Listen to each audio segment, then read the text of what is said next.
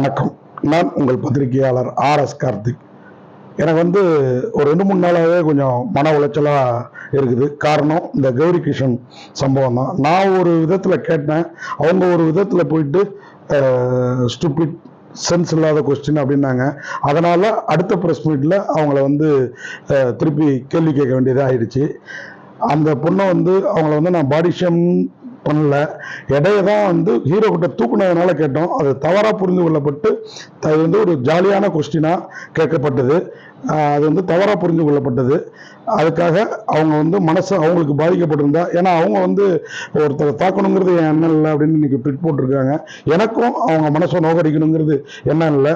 இந்த நிகழ்வால் ஏதாவது அவங்களுக்கு மன வருத்தம் ஏற்பட்டிருந்தா, மன காயம் ஏற்பட்டிருந்தா, இது எல்லோருமே அவங்களுக்கு ஆதரவாக இருக்கிறாங்க. அப்படிங்கிறப்போ நாமும் நம்ம நிலையிலேருந்து இறங்கி வரணும் அப்படின்ட்டு நான் இந்த நிகழ்வுக்கு வருத்தம் தெரிவிச்சுக்கிறேன். எந்த உள்நோக்கமும் இல்லை. இந்த நிகழ்வுக்கு நான் வருத்தம் தெரிவிச்சுக்கிறேன். நன்றி, வணக்கம்.